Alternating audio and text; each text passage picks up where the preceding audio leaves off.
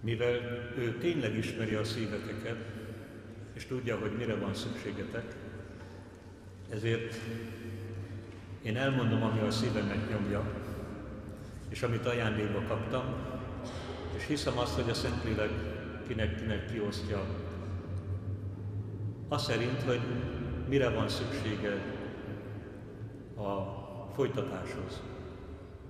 Isten országa köztetek van, ezt a témát kaptam.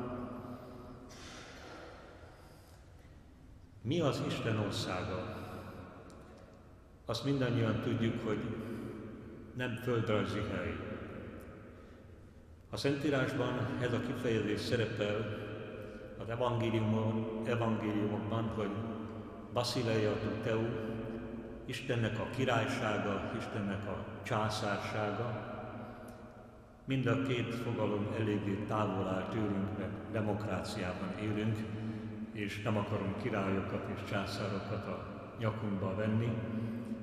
Viszont mégis a legnagyobb örömhír.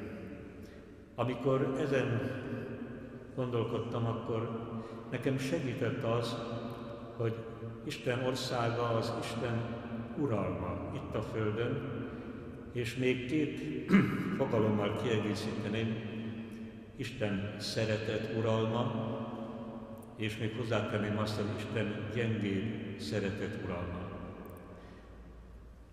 Hol van ez az Isten szeretet uralma? Hol jelent meg? Hol lehet tetten érni? Hol lehet befogadni? Hol lehet találkozni ezzel az ajándékkal? Számomra Isten szeretet uralma, Isten országa egy személyben jelent meg, úgy hívják, hogy az Úr Jézus Krisztus. Ő volt az, akiben a legteljesebben megnyilvánult Isten uralma, hiszen az egész lényét alárendelte a mennyei Atya szeretetének, a mennyei Atya akaratának, és mindent ez a kapcsolat irányított és határozott meg az életében.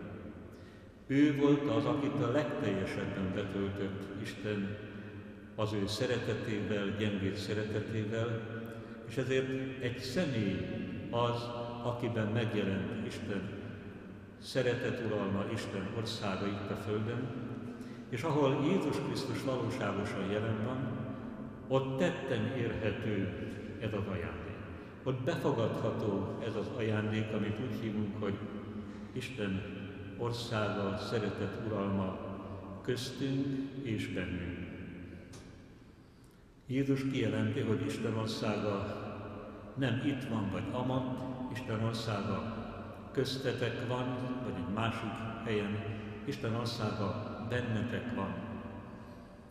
Mikor kezdődött ez a szeretet uralom az életünkben? Már elfelejtettük, ha csak nem felnőtt korban vagy fiatal korban keresztelkedtünk meg, de a keresztség pillanatában a mi Atyánk kiragadott bennünket a sötétség hatalmából, és áthelyezett szeretett fia országába. Attól a pillanattól kezdve osztályrészünk lett Isten országa, attól a pillanattól kezdve az életünk el van rejtve Jézus Krisztus által az Istenben, attól a pillanattól kezdve ott van jelen bennünk Isten szeretet uralma, és arra vár, hogy ez az ajándék betölthessen bennünket, és arra vár, hogy az ajándék ne csak a miénk, hanem mindenkié legyen.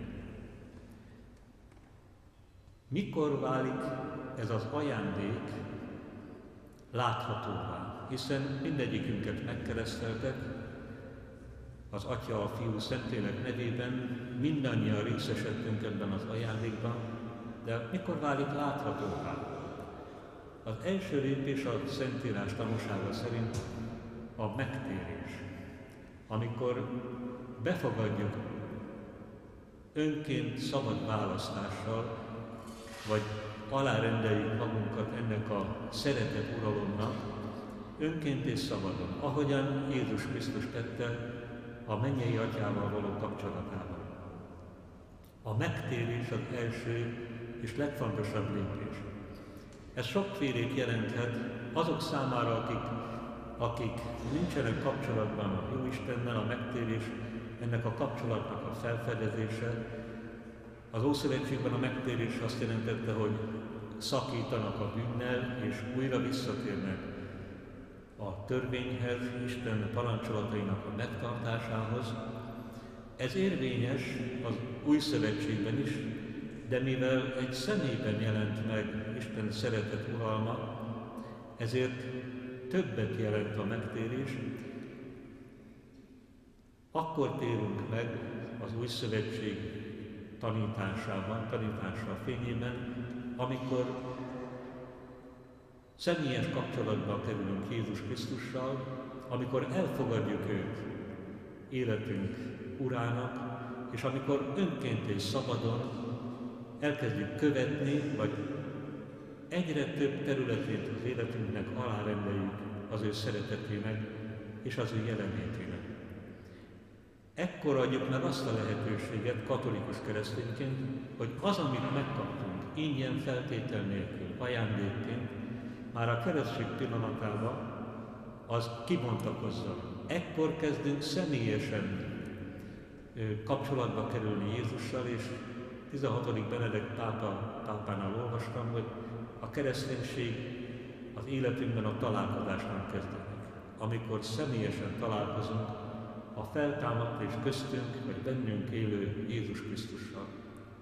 Ekkor kezdődik a kaland, ekkor kezd kibontakozni ez az ajándék, vagy szárra szökkenni, amit a Jóisten elrejtett valamennyiünk szívébe, akkor, amikor megkeresztelkedtünk. És ennek a távlata, Isten szeretet uralmának a távlata, ami igazi reményünk, az, hogy részesedünk Isten dicsőségében. Ez a legnagyobb remény. Jézus ezért jött, és erre hívott meg bennünket.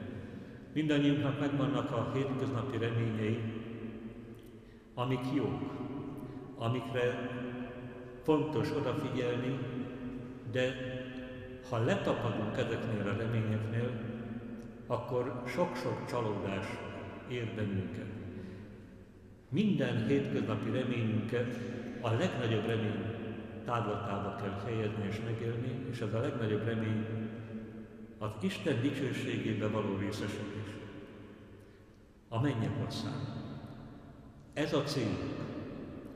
Nem szoktunk ezzel sokat foglalkozni, nagyon sokan úgy vannak vele, hogy majd ha már megöregedtem, ha már nyugdíjba mentem, ha már közeledik a halálom, akkor beszéljünk róla, egyébként van bőven dolgom, van bőven feladatom itt a Földön, és nem kell ezzel sokat foglalkozni. Én azt gondolom, hogy minden nap kellene foglalkozni a mennyek országával, a mennyországgal, hiszen ez a legnagyobb ajándék.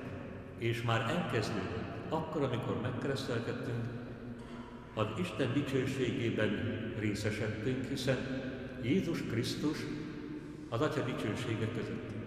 És ha ő az életünk középpontja lett, a keresztség által, akkor attól kezdve ez az ajándék ott van bennünk. Ez az életünknek a távlata. És minden hétköznapi reményünket, hogy megúszom betegség nélkül, vagy sikerül a vizsgám, vagy létrejön egy találkozás, amire imádkoztam, vagy meggyógyulok a betegségemből, a bajomból, ezek mind nagyon fontosak, de ezt ennek a távlatában kell megélni. És azt gondolom, hogy a Jóisten minden reményünket ennek a fényében teljesíti. Vagyis minden, ami segít bennünket az Isten dicsőségébe, a mennyek országába való kiteljesedésbe, azt meg fogja valósítani. És mindazt, ami ebben a távlatban nem fontos, azt nem fogja megvalósítani. Hogy hogyan teszi, milyen módon, ezt megkérdezzétek tőlem, én is csak visszamenőleg tudok időnként rálátni arra, hogy de hiszen ezt is úgy mozgatta, irányította, hogy egyszer csak megtörtént.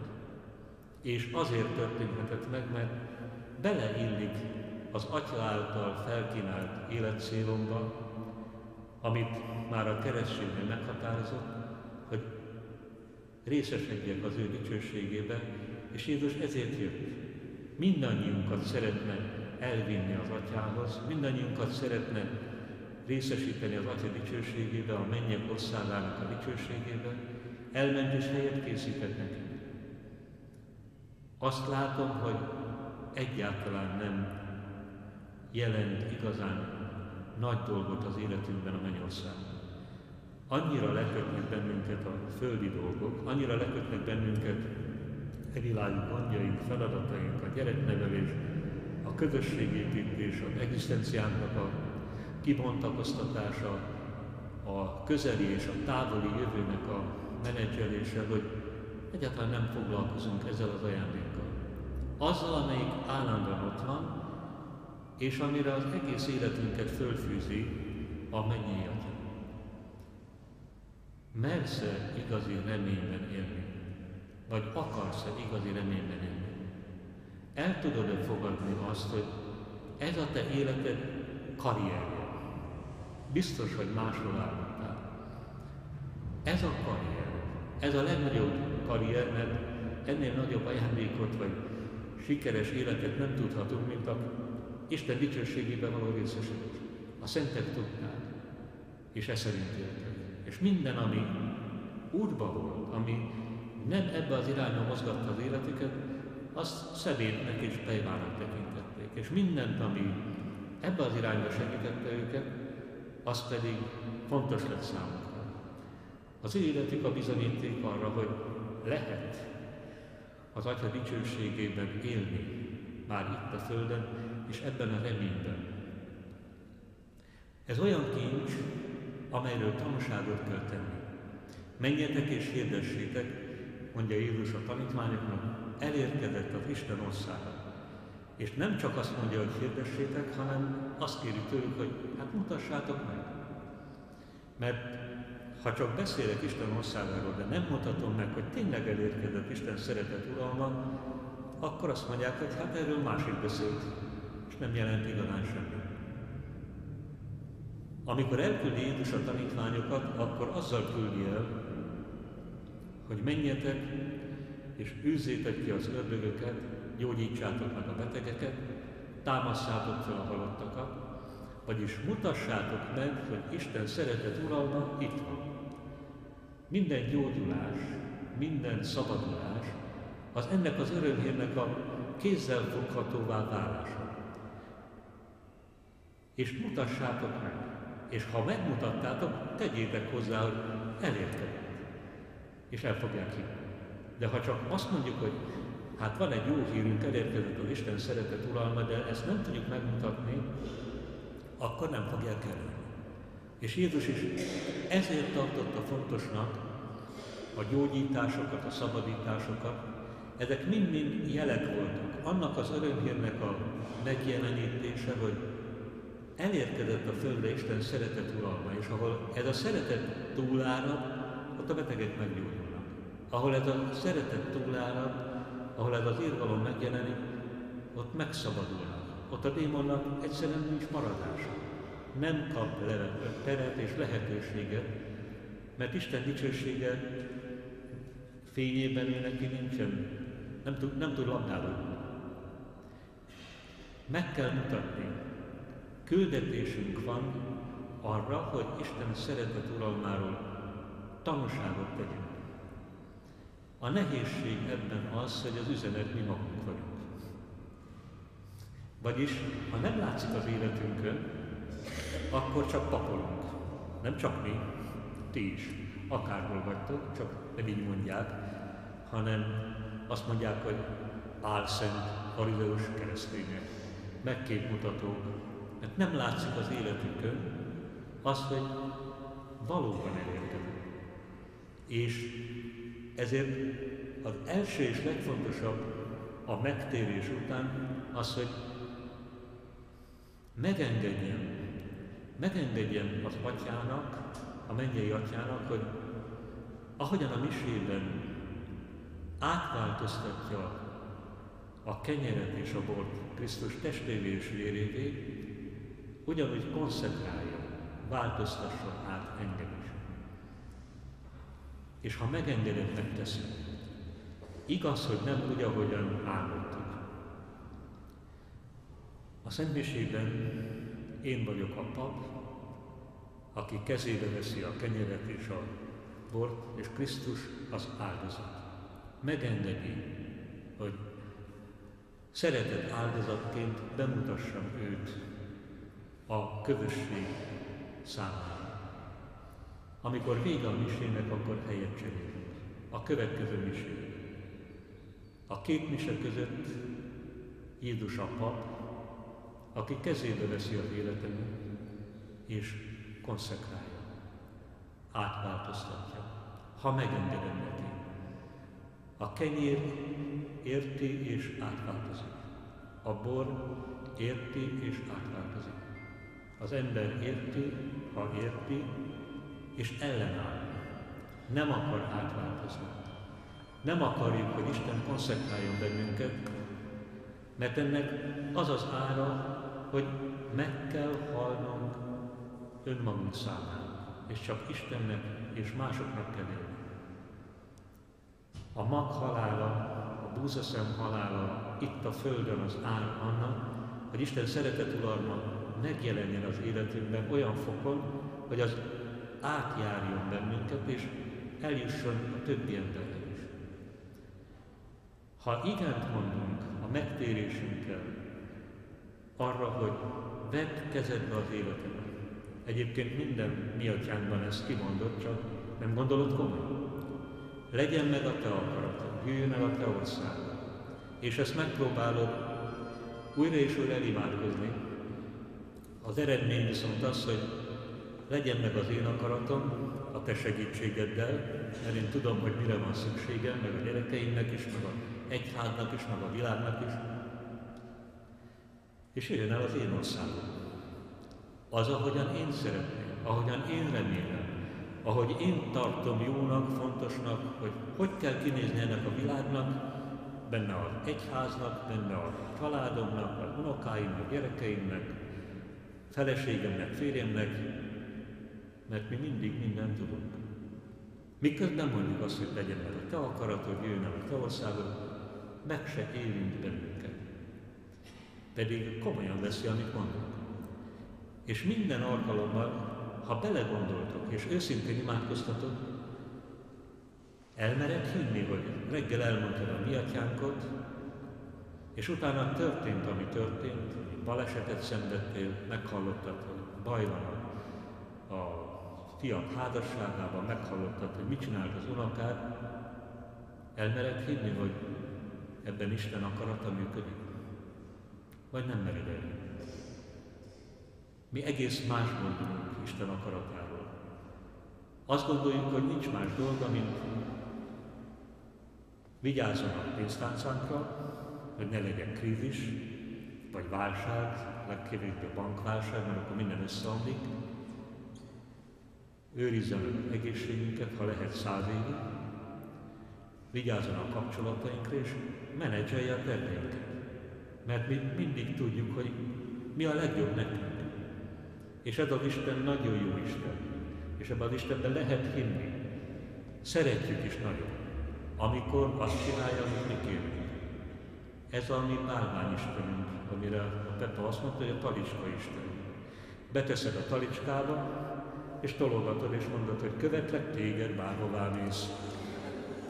Mert én találtam ki ezt az Istent. Ilyenkor mindig levesszük a tekintetünket Jézus Krisztusról és a keresztről. Csak azt nem. Nagyon szívesen imádjuk a kereszten függőt nagypénteken 1 órán keresztül. De az, hogy rólunk van szó, és nekünk is ott a helyünk, ezt ugye nem gondoltak komolyan a mennyei Atyánk. Nagyon szeretjük Jézust, és oldalunk előtte járjuk a keresztutat is. Abban a biztos reményben, hogy mi megúszunk. Mert mi imádkozunk, mert mi misére járunk, mi gyónunk, áldozunk, még persejbe is teszünk, vagyis majdnem biztos, hogy nekünk segíteni fog, és megúszunk. Ha igent mondtunk rá, az azt jelenti, hogy aláírtuk a maghalálát. Aláírtunk egy olyan csekket, ami még nincs kiállítva, és azt teszel vele, amit akarsz. Azt írsz rá erre a csekkre, amit akarsz. És én vállalom. És ha az Atya kezébe teszem az életemet, akkor biztos, hogy a legjobb történik velem. Akkor is, ha nem értem. Jézus soha nem mondta azt, hogy értsetek már meg végre engem. Azért szólt a tanítványoknak, mert nem értették, hogy mit mondott, de soha nem kérte, hogy értsetek meg. Azt viszont várja, hogy adjuk át magunkat ennek a szeretetnek. Én akkor is átadhatom magamat az ő szeretetének, ha nem értem. A kisgyerek sem érti a szüleit. A bébi nem érti a szüleit, hogy hát miért így kell, miért ez kell, és mégis átadja magát ennek a szeretetnek, mert különben nem marad életben. Elfelejtettük, hogy ha nem leszünk olyanok, mint a kisgyermekek, nem megyünk be a Isten országába.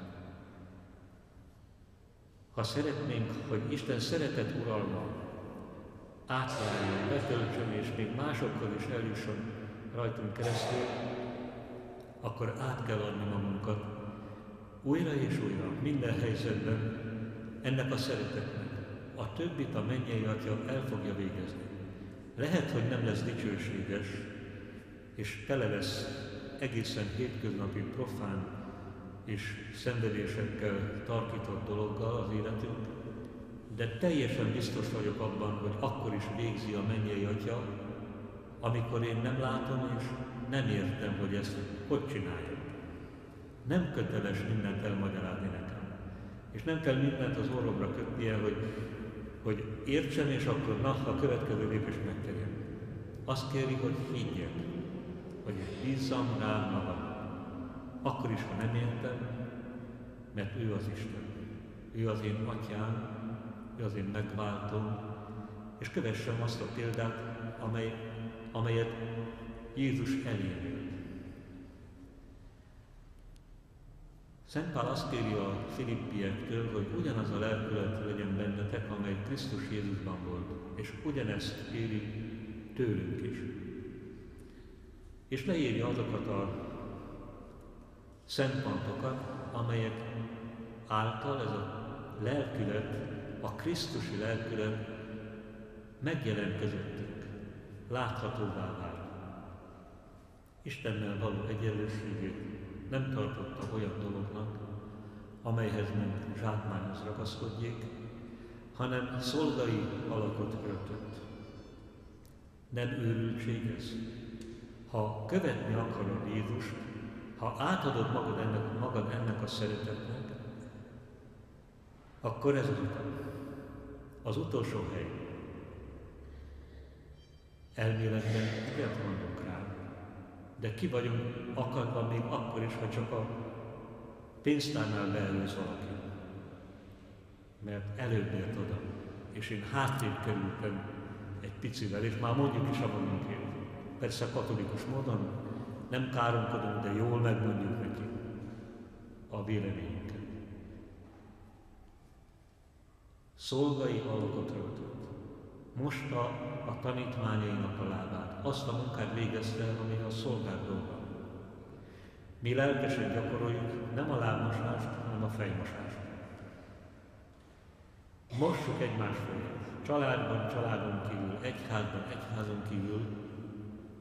Hol itt a Krisztusi lelkület? Akarom-e követni? Ha azt mondom, hogy átadtam az életemet ennek a szeretetnek, a mennyei Atya legalábbis az én életemben minden nap gondoskodik arról, hogy ez megtörténhessen. És nem a dicsőséges dolgokon keresztül gondoskodik ebben, hanem a legprofánabb, a leghétköznapi helyzetekben. Akarsz-e utolsó lenni? Szolga lenni?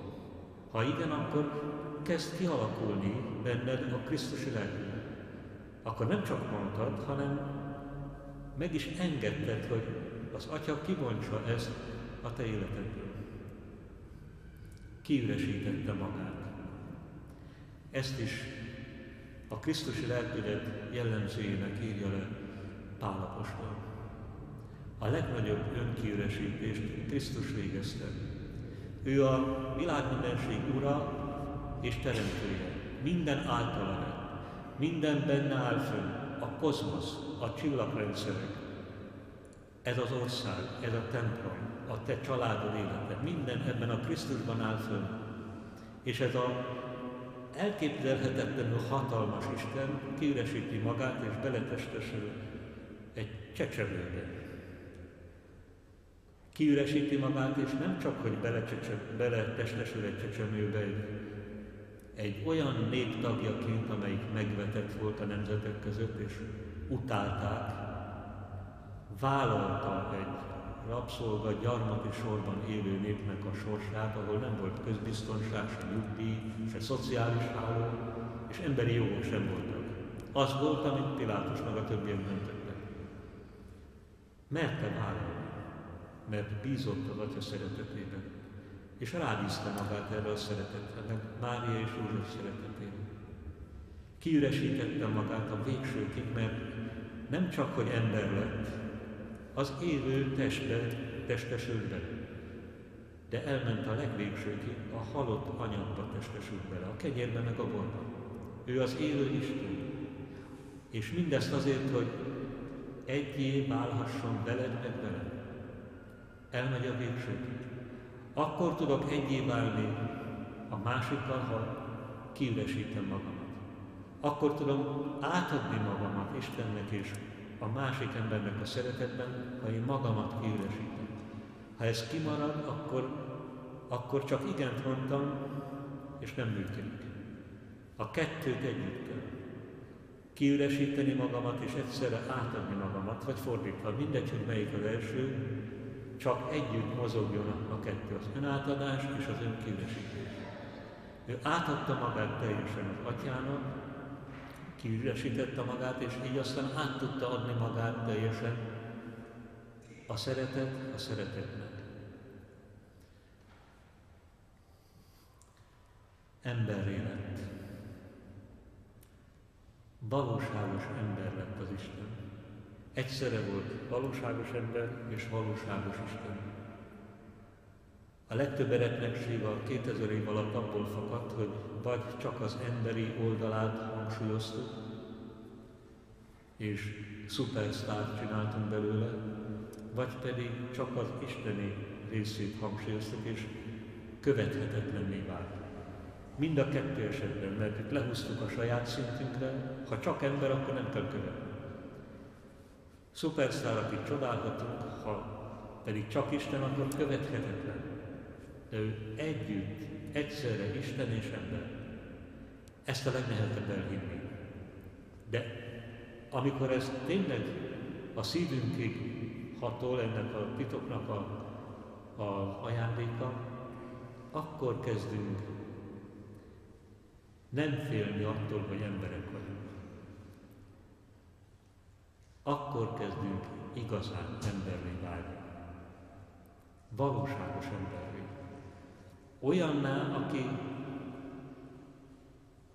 gyenge, mint Jézus volt, csecsemőkorától végig, bár nem mutatta a hatalmát, de kiszolgáltatott volt. Végig, minden körülmények között. Nem csak a kereszten, de ott a legbrutálisabban. De folytatta az egyházban is, az eukarisztiában is és a szentségekben is. Valóságos ember lett. És engedelmes lett a halálig. Ez az, ami a legnehezebb. Mert az engedelmességről a fogalmunk a parancsértettem, mint az óvodában, amikor az óvonéni mondja, hogy kedeket föl, öltöztet, vetköztet. A legtöbb mozdulat a gyereknek ez. Mert otthon is fölöltöztetik, bemegy, levetköztetik, átöltöztetik, újra be. Parancsértettem a katonaságnál, a rendőrségnél. Gyanús, nagyon gyanús fogalom számunkra, mert infantilis az a korszellemben, aki engedelmeskedik, nála nagyobb külső hatalomnak. Meg kell valósítani magadat, ne engedelmeskedj senkinek. Jézus pedig engedelmes lett a halálig. Mit jelent az ő engedelmessége? Nem katonai fogalom. Nem mondta azt, hogy én csak engedelmességről tettem, a felelősség a mennyei atyáé, hogy így alakultak a dolgok. Ez a fajta engedelmesség nem kell. Ő engedelmes lett, ami annyit jelent, hogy önként, szabadon, szeretetből függővé tette magát minden helyzetben a mennyei Atyától. Nem csak a pusztai kísértésben, nem csak akkor, amikor ott maradt 12 évesen a templomban, nem csak akkor, amikor csodát tett Kánában, nem csak akkor, amikor a mennyei Atya szavának engedelmeskedve szóba áll egy prostituáltal, a szamari asszonnyal Jákob kutyánál, a kereszten is engedelmes lett, önként szabadon függővé tette magát a mennyei Atya szeretetétől. Akkor is ennek az ára a maghalál. Ugyanaz a lelkület legyen bennetek, amely Jézus Krisztusban volt. Isten szeretet uralma ott van az életetekben. Ha átadjátok magatokat ennek a kapcsolatnak, ennek a jelenlétnek, akkor újra és újra, akkor a mennyei Atya a Szentlélek által kimunkálja bennetek a Krisztusit, és láthatóvá válik az örömhír rajtad, és mindannyiunkon, hogy elérkezett az Isten szeretet uralma. Az Atya, Fiú és a Szentlélek nevében.